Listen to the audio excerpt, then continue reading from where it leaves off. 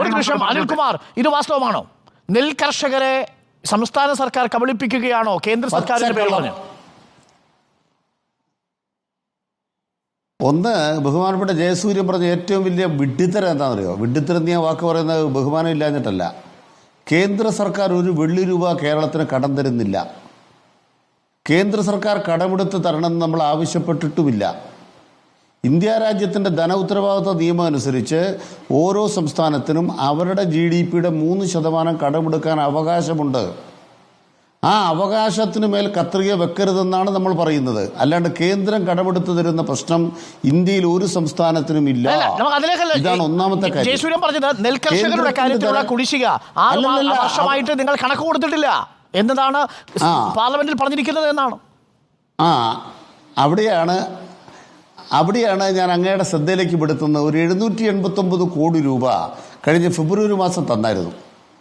അന്നേരം കേന്ദ്ര സർക്കാർ പറഞ്ഞു കേരളത്തിൻ്റെ വാദമാണ് ശരി, ഞങ്ങൾ നേരത്തെ തന്നെ കണക്ക് കൊടുത്തിരുന്നു, കൊടുത്ത കണക്ക് സംബന്ധിച്ച് കേന്ദ്രം ഉന്നയിച്ച എല്ലാ തർക്കങ്ങളും തെറ്റായിരുന്നുവെന്ന് തെളിയുകയും അതിൻ്റെ അടിസ്ഥാനത്തിൽ ആ പണം ഫെബ്രുവരി മാസത്തിൽ 789 കോടി രൂപ നൽകുകയും ചെയ്തതായി റിപ്പോർട്ടർ ചാനൽ തന്നെ ആ വാർത്തയൊന്ന് കൊടുത്തിരുന്നു.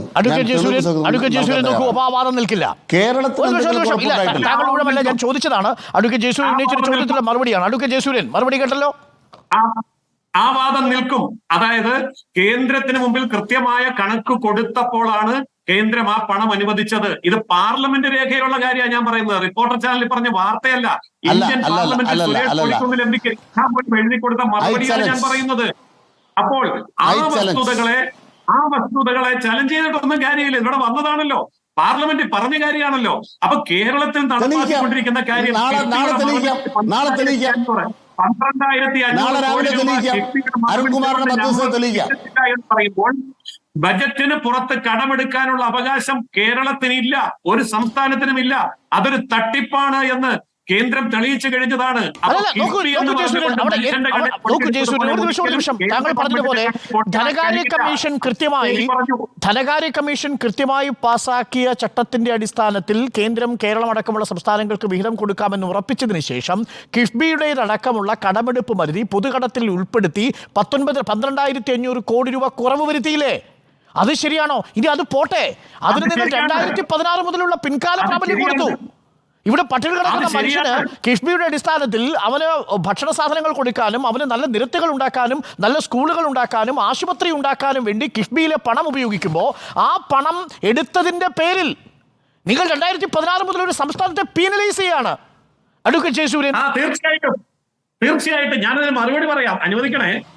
50,000 കോടി രൂപയുടെ വികസനം 5 വർഷം കൊണ്ട് നടപ്പാക്കുമെന്ന് പറഞ്ഞു വന്ന കിഫ്ബി 5 വർഷം കൊണ്ട് കേവലം 4,000 കോടി രൂപയുടെ പണിയാണ് പൂർത്തീകരിച്ചത്. അത് മാത്രമല്ല, കിഫ്ബി നിയമവിരുദ്ധമാണ്. അത് CAG കൃത്യമായി ചൂണ്ടിക്കാണിച്ചു. അതായത് കിഫ്ബിയുടെ പേര് പറഞ്ഞ് ബഡ്ജറ്റ് വിഹിതത്തിന്റെ തുക വർദ്ധിപ്പിക്കാൻ വേണ്ടിയുള്ള വ്യാജ നീക്കത്തെ കേന്ദ്രം നിയമപരമായിട്ടാണ് നേരിട്ടത്. അതിനെ തകർക്കാൻ പറ്റിയില്ലല്ലോ കേരളത്തിന്. അപ്പോൾ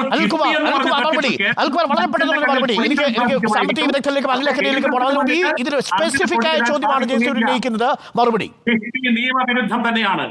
കിഫ്ബി നിയമവിരുദ്ധം തന്നെയാണ്. കിഫ്ബിയുടെ കഥ പറഞ്ഞുകൊണ്ട് കേരളത്തെ പറ്റിക്കാൻ സാധ്യത. അപ്പൊ ഇത്തരം താങ്കൾ ഉന്നയിച്ച പ്രധാനപ്പെട്ട പ്രശ്നങ്ങളുടെയും കാരണം കിഫ്ബിയിൽ നിന്ന് ദേശീയപാതയ്ക്ക് വേണ്ടി ചെലവഴിച്ചത് 6,650 കോടി രൂപയാണ്. ഞാൻ പറയട്ടെ,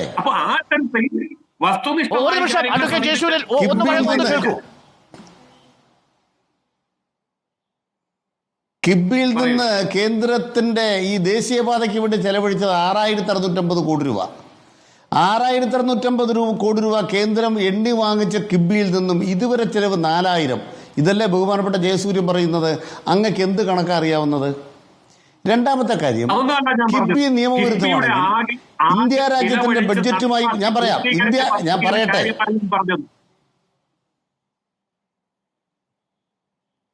ഞാൻ കൃത്യമായിട്ട് പറയുന്നു, കിഫ്ബിയിൽ നിന്നും 6,650 കോടി രൂപ ദേശീയപാതയ്ക്ക് ചെലവ്. ഞാനൊന്ന് പറയട്ടെ സാർ, നിങ്ങൾ തടപെടാതെ. കിഫ്ബിയിൽ നിന്നും ദേശീയപാതയ്ക്ക് 6,650 കോടി രൂപ ചെലവഴിച്ചു കഴിഞ്ഞു എന്ന്. 6,650 കോടി രൂപ ദേശീയപാതയ്ക്ക്. എന്നിട്ട് നിങ്ങൾ പറയുന്നത് കിബിയുടെ ആകെ ചെലവ് 4000 കോടിയുള്ളെന്ന്. സത്യമല്ല. കിബിയിൽ നിന്നും ഇതുവരെ 17,000 കോടി രൂപയോളം ചെലവഴിച്ചു കഴിഞ്ഞു. 36,000 കോടി രൂപയുടെ പദ്ധതികൾ ഓൺഗോയിങ് ആണ്. ഇന്നലെ ബാലഗോപാൽ നിയമസഭയിൽ പറഞ്ഞിട്ടുണ്ട്. നിയമസഭയിൽ സത്യസന്ധമായി കണക്ക് വച്ചിട്ടുണ്ട്. രണ്ടാമത്തെ പ്രധാനപ്പെട്ട കാര്യം എന്താണ്? നിങ്ങളിവിടെ പറയുന്നു കിബി നിയമവിരുദ്ധമാണ്. അങ്ങനെയാണെങ്കിൽ ദേശീയപാത അതോറിറ്റിയോ?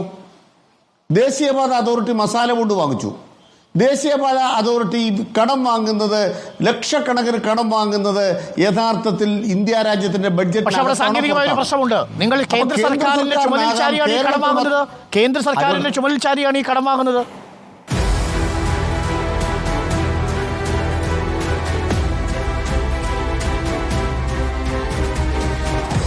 Debate with Arun Kumar.